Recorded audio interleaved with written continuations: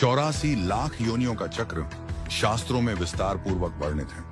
यह जीवात्मा की एक लंबी यात्रा है जिसमें उसने असंख्य जन्म लिए हैं, असंख्य कष्ट सहे हैं और अंततः यह दुर्लभ मानव जीवन प्राप्त किया है। सबसे पहले जीव को 30 लाख बार वृक्ष योनि में जन्म लेना पड़ता है।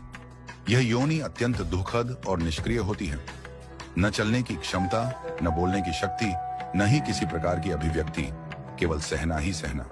सूर्य की तपती किरणें, वर्षा की बौछारें, आंधी की मार और ठंडी हवाओं का प्रहार, सब कुछ निःशब्द सहन करना पड़ता है।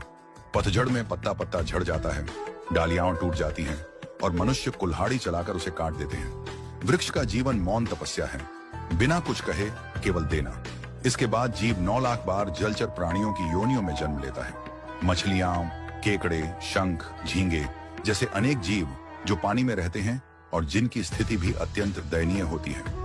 हाथ पैर रहित शरीर, कीचड़ और जल में रहना, मांस और सड़ी गली चीजें खाना और प्रायः एक दूसरे का मांस खाकर जीवन यापन करना पड़ता है। इस योनि में न भाषा होती है, न अभिव्यक्ति का माध्यम, बस जीविका की निरंतर तलाश। इसके पश्चात 10 लाख बार कृमि कीट योनि प्राप्त होती है, जहां जीव कीड़े मकोड़े बनकर गंदगी, नालियों, मृतदेहों और मलमूत्र में पड़े रहते हैं। कोई उन्हें पैरों से कुचल देता है, कोई उन्हें जलाकर मार देता है। इन योनियों में जीवन क्षणिक, असुरक्षित और अत्यंत तुच्छ होता है। फिर 11 लाख बार पक्षियों की योनि आती है। पक्षी जिनका आश्रय स्वयं पेड़ पौधे ही होते हैं। खाने को जोंक, कीड़े या जो सड़ा गला मिल जाए वही भोजन है। स्वयं भूखे रहकर भी अपने बच्चों को खिलाना, उनकी रक्षा करना और अंत में जब वे उड़ना सीख जाते हैं तो उन्हें पीछे छोड़कर आगे बढ़ते देखना, यह पक्षी जीवन का यथार्थ है। कुछ पक्षियों की आयु लंबी होती है जैसे काक और शकुनी, पर जीवन फिर भी अस्थिर, भयपूर्ण और संघर्षमय होता है। इसके पश्चात पशु योनि में 20 लाख बार जन्म लेना पड़ता है।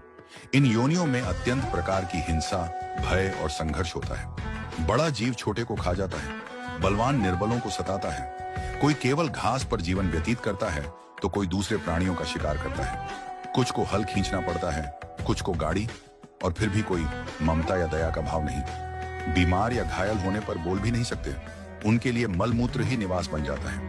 इन पशु योनियों में गौ योनि को विशेष और अंतिम माना गया है, क्योंकि गौ का शरीर पवित्र और पुण्यदायक होता है। तत्पश्चात 4 लाख बार मनुष्य योनि मिलती है, लेकिन यह भी क्रमशः प्राप्त होती है। सबसे पहले वनवासी, पर्वतीय या जंगली समुदायों में जन्म होता है, जैसे नागा, संथाल, कुकी आदि, जो मूल जीवन जीते हैं जहां धर्म का विशेष ज्ञान नहीं होता। फिर अदम जातियों में जन्म होता है, जो वैदिक धर्म से वंचित होते हैं, जहां मदिरा, मांस, हिंसा और अधर्म ही जीवन का अंग बन जाता है। इसके बाद शूद्र कुल, फिर वैश्य,